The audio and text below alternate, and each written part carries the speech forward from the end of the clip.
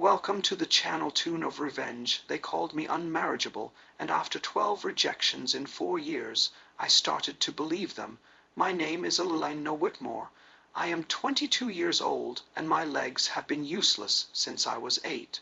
The result of a riding accident that broke my spine and left me dependent on a wheelchair, my father commissioned from a craftsman in Richmond.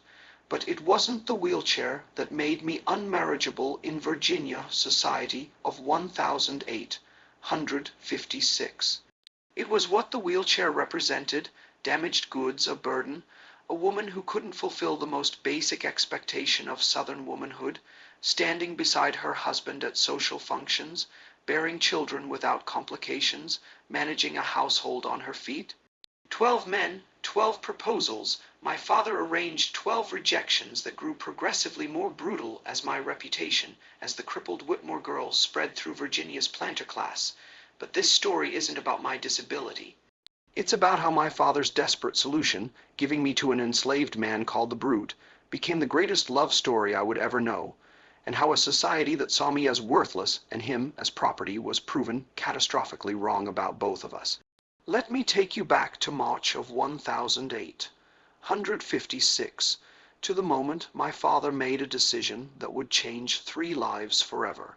Whitmore Estate sits in the Piedmont region of Virginia, 20 miles west of Charlottesville, where rolling hills meet dense forests and tobacco fields stretched toward the Blue Ridge Mountains. 50 acres of prime farmland, 200 enslaved people, and a house my grandfather built in 1790.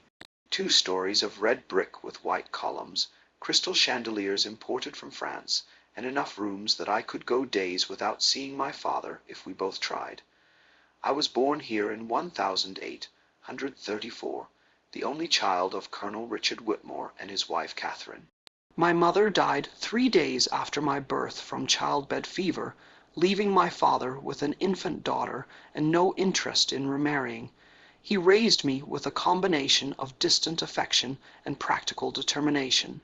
I was educated beyond what most Southern girls received, taught to read Greek and Latin, to calculate figures, to discuss philosophy and politics. He'd intended to marry me well, to use my education as an asset that would attract a wealthy, intelligent husband. Then came the riding accident. I was 8 years old, riding a horse too spirited for my skill level because I'd begged and my father had indulged me.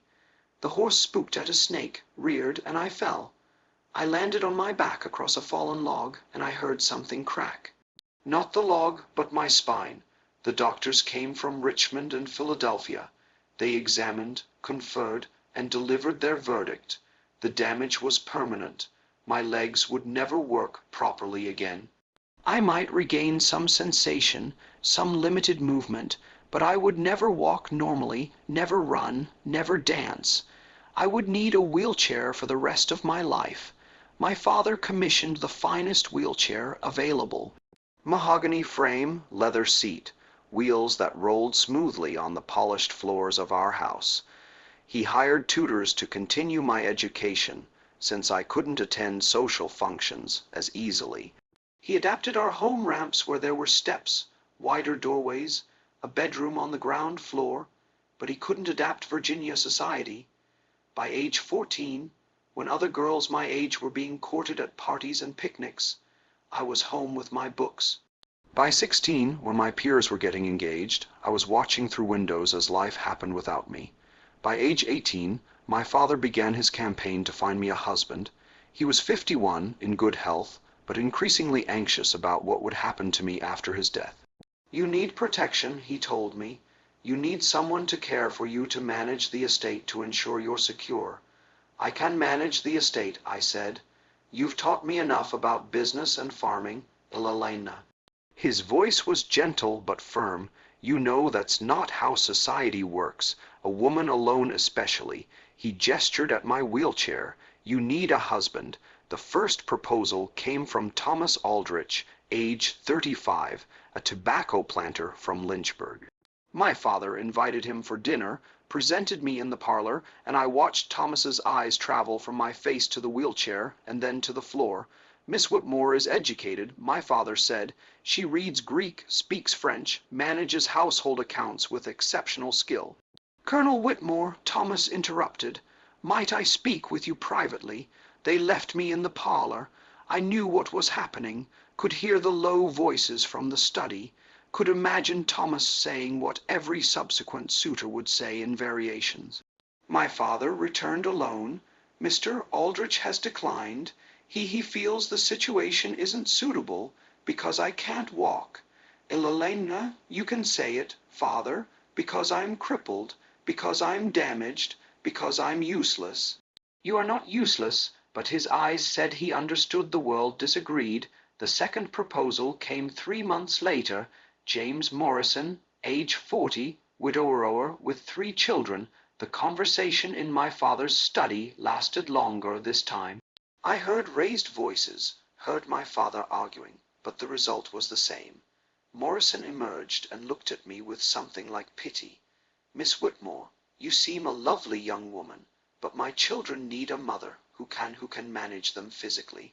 I'm sorry. The third, fourth, and fifth proposals came throughout 1853 and 1854. Each rejection had its own flavor of cruelty.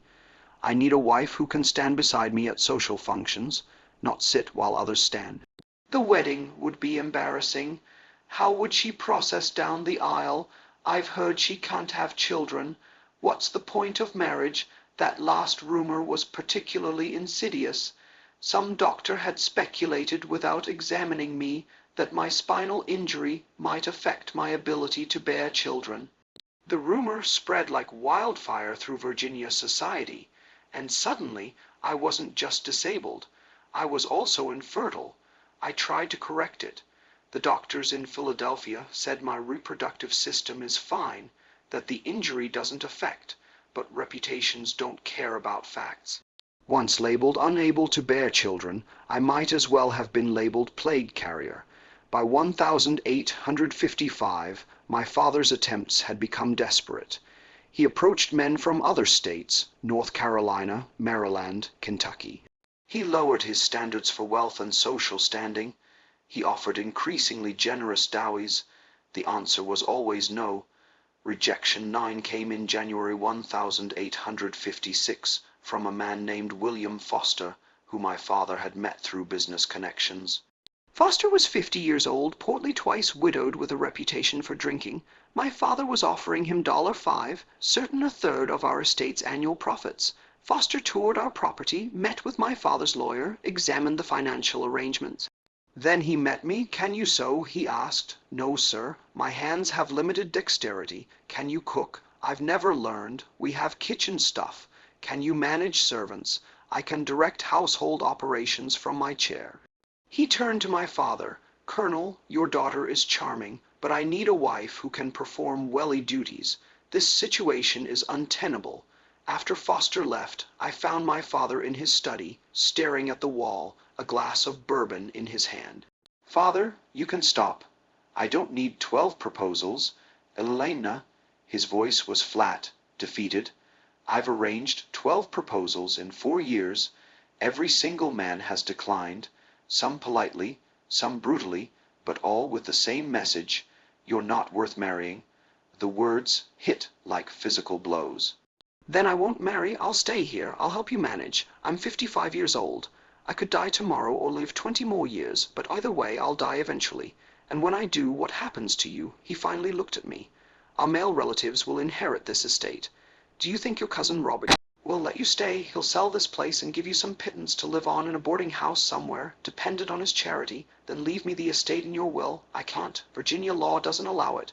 Women can't inherit property independently, especially not unmarried women, and especially not. He gestured at my wheelchair, unable or unwilling to finish the sentence. I felt tears burning, but refused to cry. Then what do you suggest? He took a long drink. I don't know, but I have to figure something out, because I will not leave you unprotected.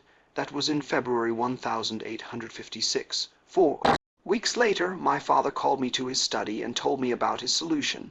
A solution so radical, so shocking, so completely outside social norms that I was certain I'd misheard him. I'm giving you to Josiah, he said. He'll be your husband. I stared at him. Josiah, the blacksmith? Yes. Enslaved blacksmith? Yes, father, you cannot be serious. I'm completely serious. He stood and paced the way he did when making difficult decisions. Eleanor, no white man will marry you. That's the reality we face. But you need protection.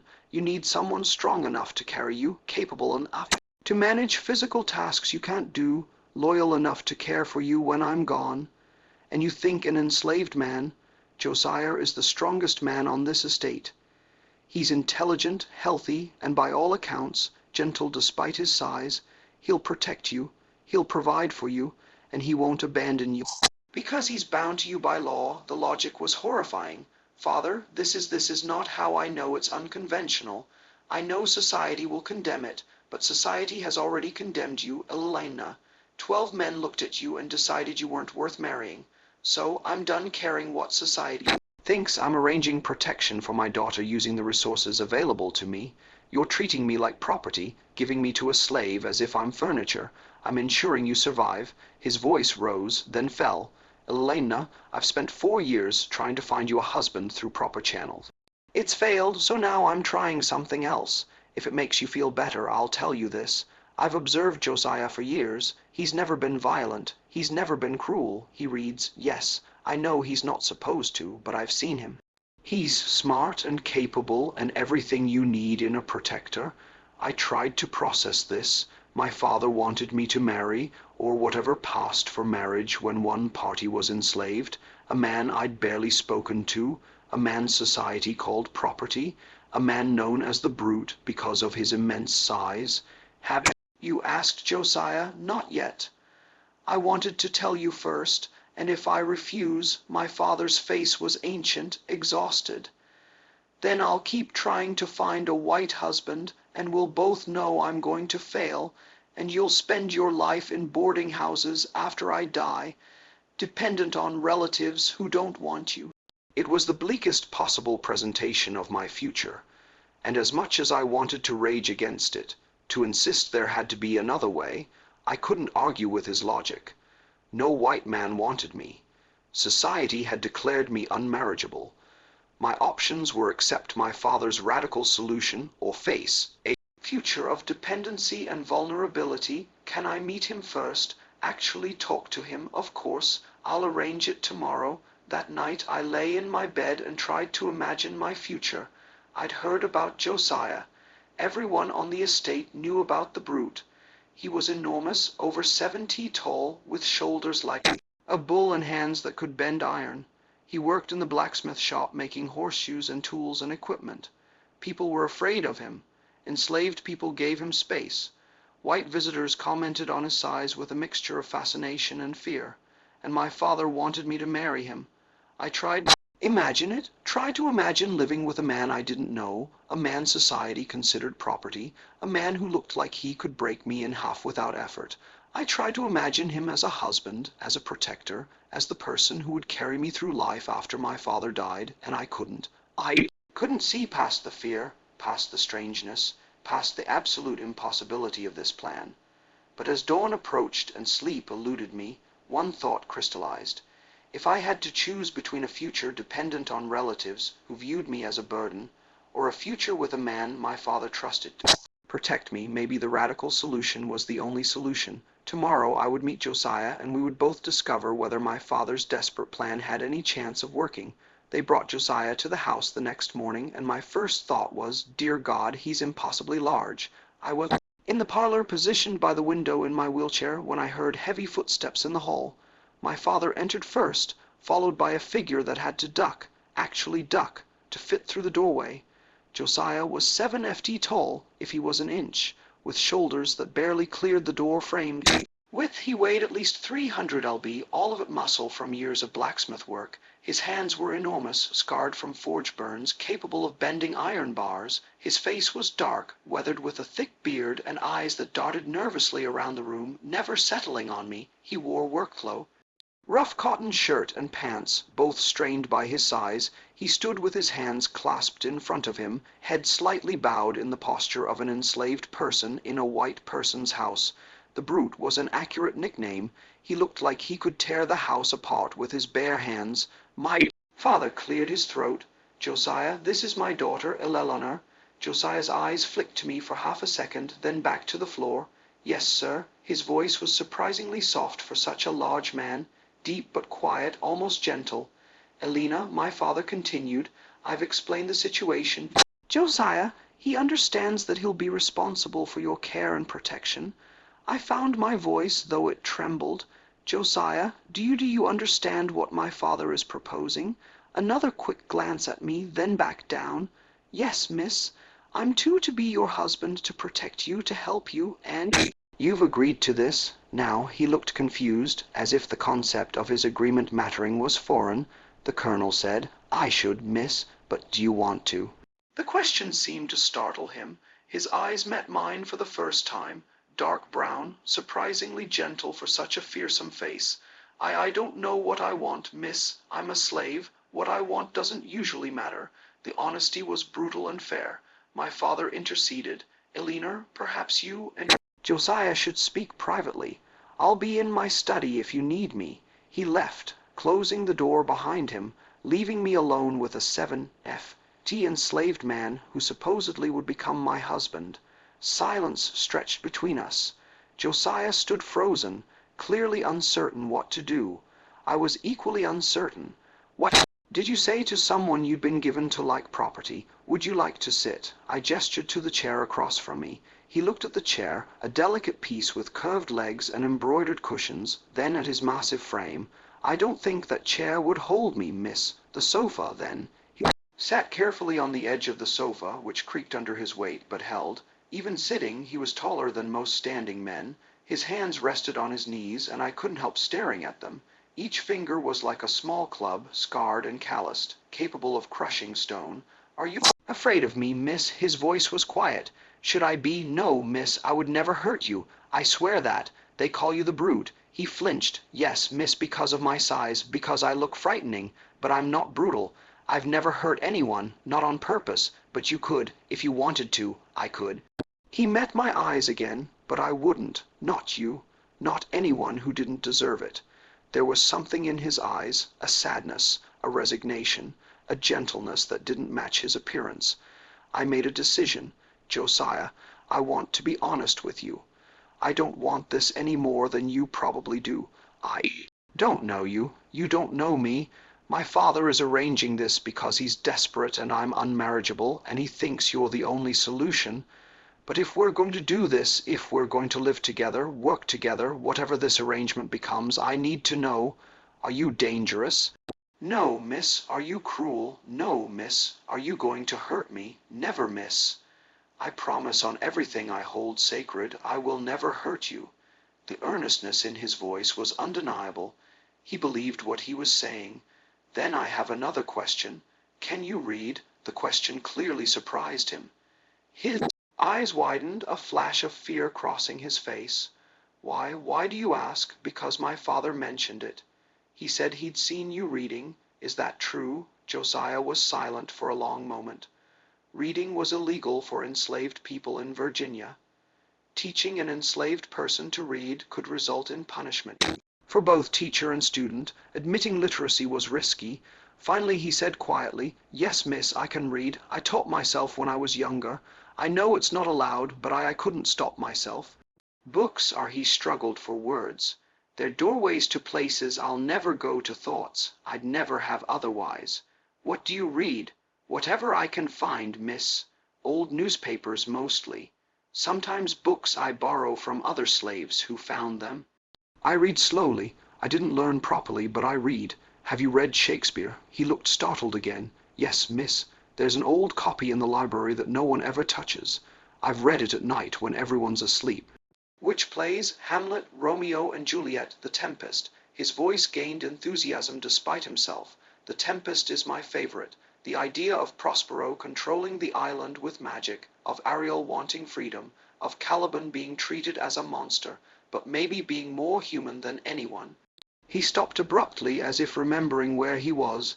Sorry, miss, I'm talking too much. No, I was smiling, genuinely smiling for the first time in this bizarre conversation. Keep talking. Tell me about Caliban. And something extraordinary happened. Josiah, the massive enslaved man called the brute, began discussing Shakespeare with intelligence and insight that would have impressed university professors. Caliban is called a monster, but Shakespeare shows us he's been enslaved. His island stolen, his mother's magic dismissed as witchcraft. Prospero calls him savage, but Prospero is the one who came to the island and claimed ownership of everything, including Caliban himself. So who's really the monster? I was fascinated. You see Caliban as sympathetic. I see Caliban as human, treated as less than human, but human nonetheless. Like he trailed off, like enslaved people, I finished. Yes, miss, we talked for 2 hours about Shakespeare, about books, about philosophy and ideas. Josiah was largely self-educated, his knowledge patchy and informal, but his mind was sharp, and his hunger for knowledge obvious, and as we talked, my fear began to dissolve. This man wasn't a brute. He was intelligent, gentle, thoughtful, trapped in a body that society looked at and saw only a monster. Finally, as the conversation wound down, I said, Josiah, if we do this, if we become whatever my father wants us to become, I want you to know something. I don't think you're a brute. I don't think you're a monster. I think you're a person who's been forced into an impossible situation. Just like me. His eyes were suddenly wet. Thank you, miss. Call me Elena when we're alone. Call me Elena. I shouldn't, miss. That wouldn't be proper. Nothing about this situation is proper. If we're going to be husband and wife or whatever this arrangement is, you should use my name. He nodded slowly. Elena. My name in his deep, gentle voice sounded like music. Then you should know something, too. I don't think you're unmarriageable. I think the men who rejected you were fools. Any man who can't see past a wheelchair to the person inside doesn't deserve you. It was the kindest thing anyone had said to me in 4 years. Will you do this, Josiah? Will you agree to my father's plan? Yes, no hesitation. I'll protect you, I'll care for you, and I'll try to be worthy of you, and I'll try to make this bearable for both of us. We sealed the agreement with a handshake, his enormous hand swallowing mine, warm and surprisingly gentle. My father's radical solution suddenly seemed less impossible. If you're moved by Elena and Josiah's story and want to see where this unprecedented relationship leads, leave a comment telling us where you're watching from and hit that subscribe button so you don't miss the rest of this incredible journey of two people. Society discarded finding unexpected love. Now let's continue. The arrangement began formally on April 1st, 1008, 156. My father held a small ceremony, not a wedding in the legal sense, since enslaved people couldn't legally marry, and certainly not a wedding that white society would recognize between a white woman and a black man. But he gathered the household staff, read some Bible verses, and announced that Josiah was now responsible for Elena's care and protection. He speaks with my authority regarding Elena's welfare. My father told the assembled enslaved people and white overseers, treat him with the respect that position deserves. A room was prepared for Josiah, adjacent to mine, connected by a door, but separate, maintaining some pretense of propriety.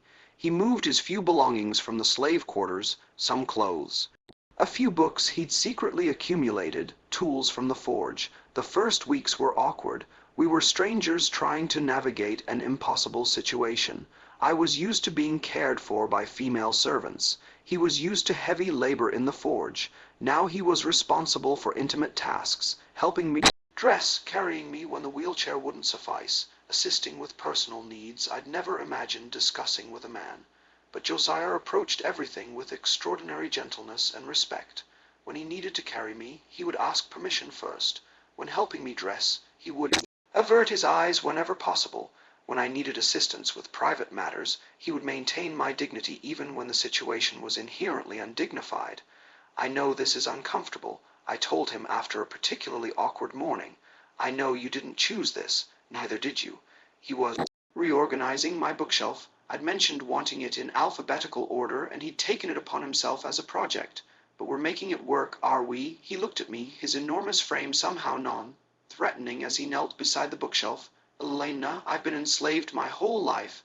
I've done back-breaking labor in heat that would kill most men. I've been whipped for mistakes, sold away from family, treated like an ox with a voice. This, he gestured around the comfortable room, living here, caring for someone who treats me like a human being. having access to books and conversation. This is not hardship, but you're still enslaved. Yes, but I'd rather be enslaved here with you than free, but alone somewhere else. He returned to the books. Is that wrong to say? I don't think so. I think it's honest. By the end of April, we'd settled into a routine. Mornings, Josiah would help me with morning preparations, then carry me to the breakfast room. After breakfast, he'd return to the forge. My father still needed his blacksmith, while I worked on household accounts and correspondence in the library. Afternoons, Josiah would return and we'd spend time together. Sometimes I'd watch him work in the forge, fascinated by the way he transformed iron into useful objects. Sometimes he'd read to me. His reading had improved dramatically with access to my father's library and my tutoring. Evenings we'd talk about everything about his childhood on a different plantation, about his mother who'd been sold away when he was 10, about his dreams of freedom that seemed impossibly distant, and I talk about my mother who died when I was born, about the accident that paralyzed me, about feeling trapped in a body that didn't work and a society that didn't want me. We were two discarded people finding solace in each other's company. In May, something shifted. I'd been watching Josiah work at the forge, as had become my habit.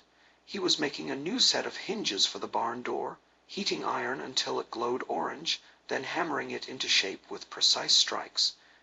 "You think I could try?" I asked suddenly. He looked up surprised. "Try what?" "The forge work, hammering something." "Ilana, it's hot and dangerous, and I've never done anything physically demanding in my life because everyone assumes I'm too fragile, but maybe with your help." He studied me for a long moment, then nodded. "Okay, let me set it up safely." He positioned my wheelchair close to the anvil, heating a small piece of iron until it was workable. He placed it on the anvil, then handed me a lighter hammer, still heavy but manageable. "Hit right there. Don't worry about strength. Just feel the metal moving." I swung. The hammer hit the iron with a weak thunk, barely made an impression. Again, "Put your shoulders into it." I swung harder, a slightly better hit. The iron bent marginally. Good. Again, I hammered again and again. My arms burned, my shoulders etched. Sweat poured down my face. But I was doing physical work, actually shaping metal with my own hands. When the iron cooled, Josiah held up the slightly bent piece. "Your first project, it's not much, but you made it." I was crying and laughing simultaneously. "I made something with my hands, with strength. You're stronger than you think." He set down the iron. "You've always been strong. You just needed the right activity." From that day forward, I spent hours at the forge. Josiah taught me the basics: how to heat metal, how to hammer, how to shape. I wasn't strong enough for heavy work, but I could make small items, hooks, simple tools, decorative pieces. For the first time in 14 years since my accident, I felt physically capable. My legs didn't work, but my arms and hands did, and in the forge that was enough. June brought a different revelation. We were in the library one evening. Josiah was reading Keats's poetry aloud. His reading had improved to the point that he could handle more complex texts. His voice was perfect for poetry, deep and resonant, giving weight to every line. "A thing of beauty is a joy forever," he read. "Its loveliness increases. It will never pass into nothingness." "Do you believe that?" I asked. "That beauty is permanent?" "I think beauty in memory is permanent. The thing itself might fade, but memory of beauty lasts." "What's the most beautiful thing you've ever seen?" He was quiet for a moment. "You yesterday at the forge, covered in soot, sweating, laughing while you hammered that nail. That was beautiful." My heart skipped. "Josiah, I'm sorry. I shouldn't have. No." I rolled my wheelchair closer to where he sat. "Say it again. You were beautiful. You are beautiful. You've always been beautiful, Eleanor. The wheelchair doesn't change that. The legs that don't work don't change that. You're intelligent and kind and brave and, yes, physically beautiful, too. The 12 men who rejected me were blind idiots." His voice was fierce now. "They saw a wheelchair and stopped looking. They didn't see you. They didn't see the woman who learned Greek just because she could, who reads philosophy for pleasure, who learned to forge iron despite having legs that don't work. They didn't see any of that because they didn't want to see it." I reached out and took his hand. His enormous scarred hand that could bend iron but held mine like it was made of glass. "Do you see me, Josiah?" "Yes." I see all of you, and you're the most beautiful person I've ever known. I think I'm falling in love with you." The words hung in the air between us, dangerous words, impossible words, a white woman and an enslaved black man in Virginia in 1856. There was no space in society for what I was feeling. "Eleanor," he said carefully, "you can't, we can't. If anyone knew, they'd what? We're already living together. My father already gave me to you. What's the difference if I love you? The difference is safety. Your safety, my safety. If people think this arrangement is affection rather than obligation, I don't care what people think." I cupped his face with my hand, had to reach up to do it. His face was so far above mine even when he was sitting. I care what I feel, and I feel love. For the first time in my life, I feel like someone sees me, really sees me. Not the wheelchair, not the disability, not the burden. You see Elena and I see Josiah, not the slave, not the brute, the man who reads poetry and makes beautiful things from iron and treats me with more kindness than any free man ever has. If your father knew, my father arranged this. He put us together. Whatever happens is partially his responsibility. I leaned forward. "Josiah, I understand if you don't feel the same. I understand this is complicated and dangerous, and maybe I'm just lonely and confused, but I needed to tell you. He was quiet for so long. I thought I'd ruined everything. Then I've loved you since the first real conversation we had, when you asked me about Shakespeare and actually listened to my answer, when you treated me like my thoughts mattered. I've loved you every day since, Elena. I just never thought I could say it. Say it now. I love you. We kissed. My first kiss at age 22 with a man society said shouldn't exist to me in a library surrounded by books that would condemn what we were doing. It was perfect. For 5 months Josiah and I lived in a bubble of stolen happiness. We were careful, never showing affection in public, maintaining the facade of dutiful ward and assigned protector. But in private we were simply two people in love. My father either didn't notice or chose not to notice. He saw that I was happier, that Josiah was attentive, that the arrangement was working. He asked no questions about the amount of time we spent alone together, the way Josiah looked at me, the way I smiled around him. We built a life together in those 5 months. I continued learning forge work, creating increasingly complex pieces with Josiah's guidance. He continued reading, devouring books from the library, his understanding of literature and philosophy deepening daily. We talked endlessly about everything and nothing, about dreams of a world where we could be together, openly about the impossibility of those dreams, about finding joy in the present despite the uncertain future. And yes, we became intimate. I won't detail what happens between two people in love, but I'll say this. Josiah approached physical intimacy the same way he approached everything with me. With extraordinary gentleness, with concern for my comfort, with reverence that made me feel cherished rather than used. By October, we'd created our own world inside the impossible space society had forced us into. We were happy in ways neither of us had imagined possible. Then my father discovered the truth. It was December 15th, 1856. Josiah and I were in the library, lost in each other, kissing with the freedom of people who thought they were alone. We didn't hear my father's footsteps, didn't hear the door opening. Elena, his voice was ice. We sprang apart, guilty, caught, terrified. My father stood in the doorway, his face a mixture of shock, anger, and something else I couldn't read. "Father, I can explain. You're in love with him." Not a question, an accusation.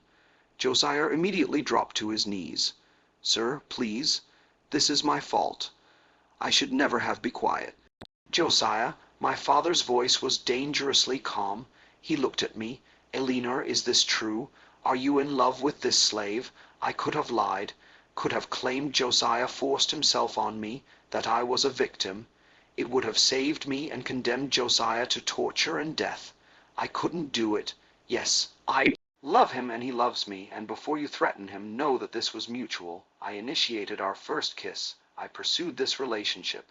If you're going to punish someone, punish me. My father's face went through a series of expressions. Rage, disbelief, confusion. Finally, "Josiah, go to your room now. Don't leave it until I send for you." "Sir, now." Josiah left, casting one anguished look back at me. The door closed, leaving me alone with my father. Do you understand what you've done? He asked quietly. I've fallen in love with a good man who treats me with respect and kindness. You fallen in love with property, with a slave. Elena, if this becomes known, you'll be ruined beyond redemption. They'll say you're mad, defective, perverted. They already say I'm damaged and unmarriageable. What's the difference? The difference is protection. I gave you to Josiah to protect you, not for this. Then you shouldn't have put us together. You shouldn't have given me to someone intelligent and kind and gentle if you didn't want me to fall in love with him. We were both shouting now, years of frustration pouring out. I wanted you safe, not scandalous. I am safe, safer than I've ever been. Josiah would die before letting anyone hurt me. And what happens when I die, when the estate passes to your cousin? Do you think Robert will let you keep an enslaved husband? He'll sell Josiah the day I'm buried and install you in some institution. Then free him. Free Josiah. Let us leave. Well, go north. Well, the north isn't some promised land, Elena. A white woman with a black man, former slave or not, will face prejudice everywhere. You think your life is hard now? Try living as an interracial couple. I don't care. Well, I do. I'm your father, and I've spent your entire life trying to protect you, and I will not watch you throw yourself into a situation that will destroy you. Being without Josiah will destroy me. Don't you understand? For the first time in my life, I'm happy. I'm loved. I'm valued for who I am rather than what I can't do. And you want to take that away because society says it's wrong. My father sank into a chair, suddenly looking every one of his 56 years. What do you want me to do, Eleanor? Bless this. Accept it.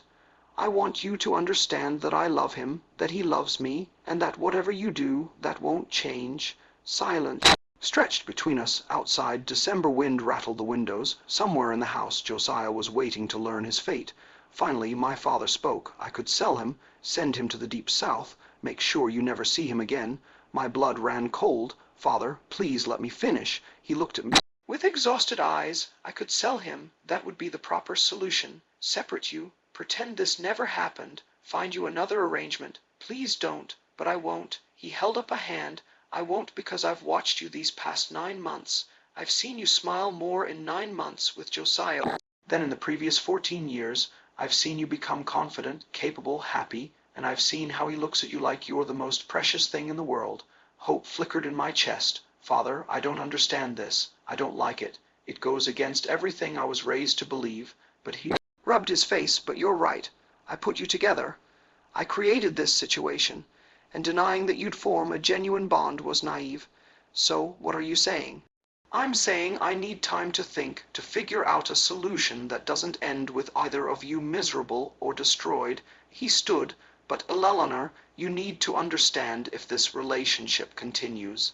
There's no place for it in Virginia. In the South, maybe not anywhere. Are you prepared for that reality, if it means being with Josiah?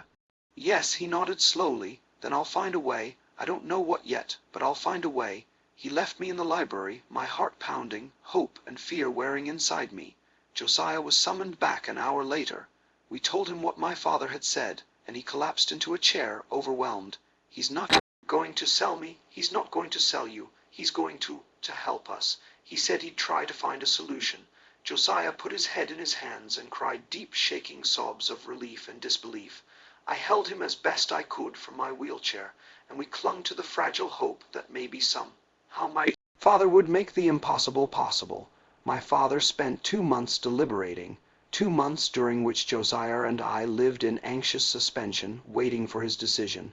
We continued our routines, forge work, reading, conversations, but everything felt temporary, conditional on whatever solution my father conceived.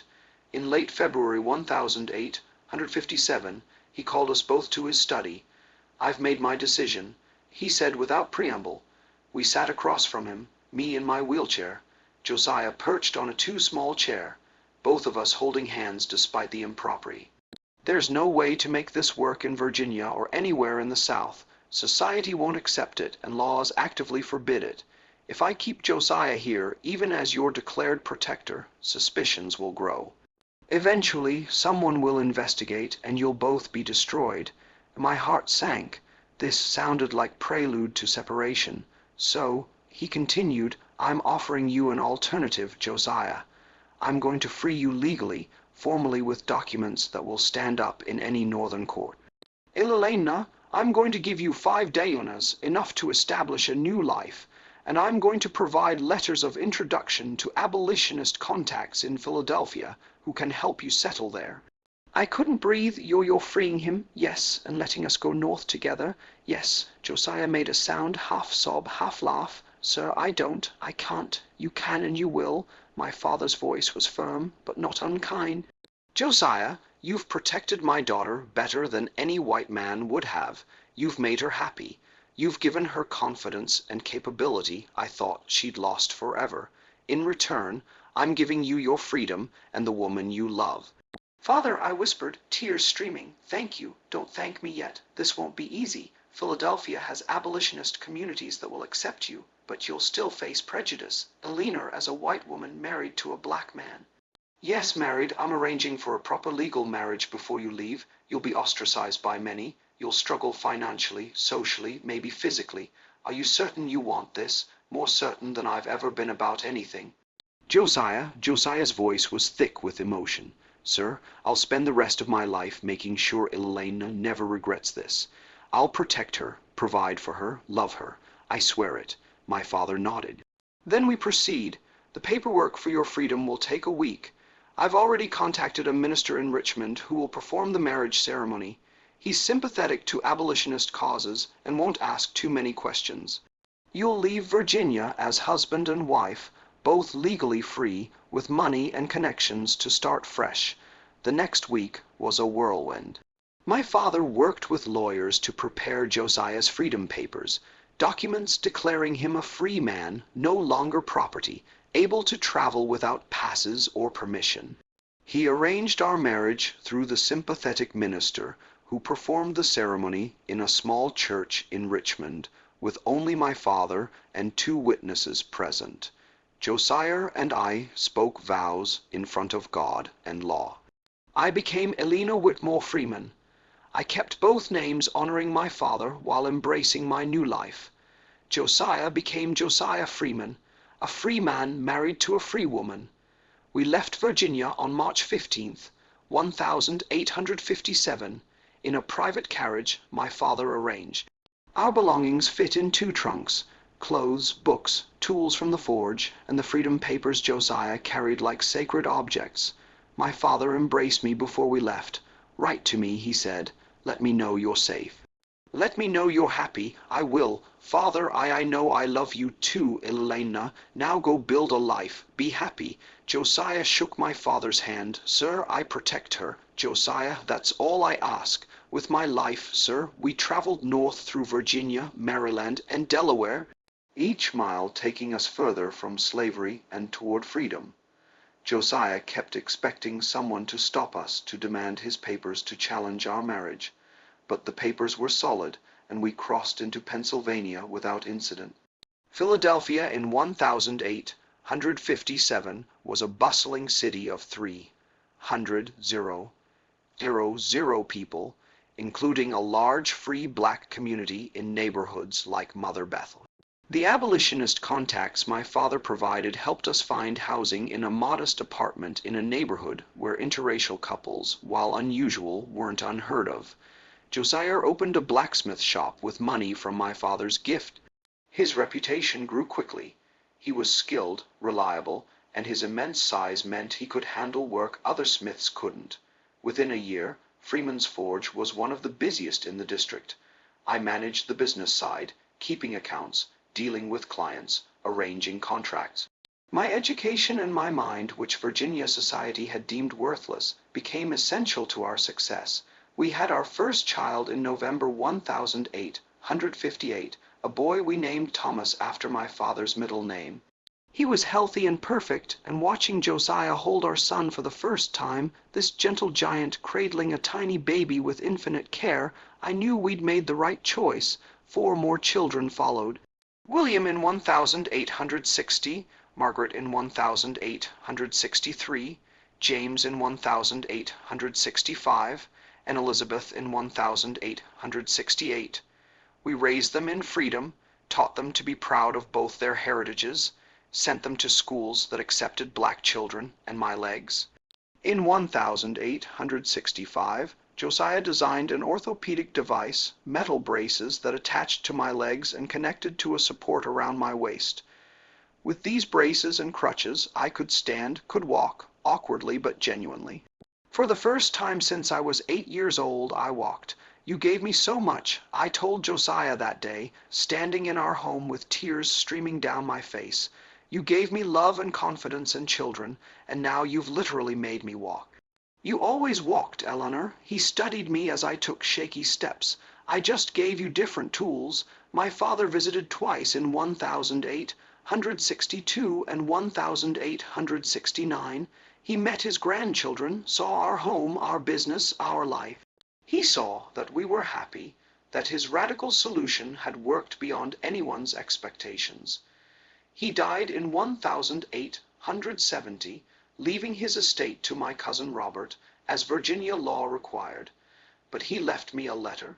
My dearest Eleanor, by the time you read this, I'll be gone. I want you to know, giving you to Josiah was the smartest decision I ever made. I thought I was arranging protection. I didn't realize I was arranging love. You were never unmarriageable. Society was too blind to see your worth.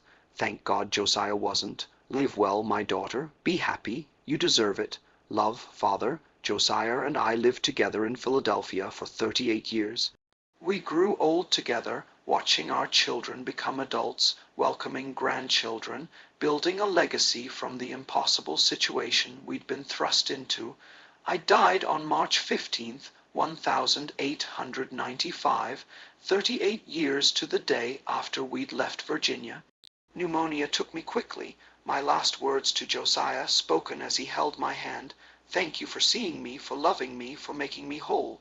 Josiah died the next day, March 16th, 1895. The doctor said his heart simply stopped, but our children knew the truth. He couldn't live without me the way I couldn't have lived without him. We're buried together in Eden Cemetery in Philadelphia under a shared headstone that reads, Elena and Josiah Freeman, married 1857, died 1895, love that defied impossibility. Our 5 children all lived successful lives. Thomas became a physician. William became a lawyer who fought for civil rights. Margaret became a teacher who educated thousands of black children. James became an engineer who designed buildings across Philadelphia. Elizabeth became a writer. In 1920, Elizabeth published a book, My Mother, the Brute, and the Love That Changed Everything. It told our story, the white woman's society called unmarriageable, the enslaved man's society called a brute, and how a desperate father's radical solution created one of the most beautiful love stories of the 19th century. This was the story of Elena Whitmore and Josiah Freeman, whose marriage began in March 1857 in Richmond, Virginia, when Colonel Richard Whitmore freed Josiah and arranged his daughter Elena's marriage to him before helping them relocate to Philadelphia. Historical records document Josiah's freedom papers, the marriage certificate, and the establishment of Freeman's Forge in Philadelphia in 1857. The couple had 5 children between 1858 and 1868, all documented in Philadelphia birth records. Elena's mobility improvement through orthopedic devices is documented in personal letters preserved by the Freeman family. Both died in March 1895, within 1 day of each other, and are buried in Eden Cemetery in Philadelphia. Their daughter, Elizabeth Freeman, published Against All Odds, the Elena and Josiah Freeman story in 1920, which became a significant historical document about interracial marriage and disability in the 19th century. The Freeman family of Philadelphia maintained detailed family records, including Colonel Whitmore's letters and Josiah's freedom papers, which were donated to the Historical Society of Pennsylvania in 1965. The story has been studied as an example of both disability rights history and interracial relationship history during the slavery era. The story of Eleanor and Josiah Freeman is one of the most beautiful and radical love stories from the slavery era. A tale of 2 people society discarded, a desperate father's unprecedented solution, and a love that proved everyone wrong about what was possible. Elena was deemed unmarriageable because of her disability. 12 men rejected her before her father made the extraordinary decision to give her to an enslaved man. Josiah was called the Brute because of his size. But beneath that intimidating exterior was a gentle, intelligent man who read Shakespeare in secret and treated Elena with more respect than any free man ever had. Their story challenges everything. Assumptions about disability, about race, about what makes someone worthy of love. Elena wasn't broken because her legs didn't work. She was brilliant, capable, and strong. Josiah wasn't a brute because of his size. He was poetic, thoughtful, and extraordinarily gentle. And Colonel Whitmore's decision, shocking as it was, demonstrated a radical understanding that his daughter needed love and respect more than she needed social approval. He freed Josiah, gave them money and connections, and sent them north to build the life Virginia would never allow. They lived together for 38 years. Raised 5 successful children, built a thriving business, and died within a day of each other because their love was so complete that neither could survive without the other. If Elena and Josiah's story moves you, if you believe love should transcend social barriers, if you believe people are more than society's labels, and if you believe radical solutions sometimes create the most beautiful outcomes, subscribe now to discover more hidden histories that textbooks ignore. These are the stories of people who defied impossible odds and prove that love, intelligence, and human dignity matter more than social conventions. Leave a comment right now. What moves you most about Elena and Josiah's story? The father's radical decision, their unexpected love, the fact that they built a successful life despite every obstacle. Share your thoughts and help keep this powerful narrative alive.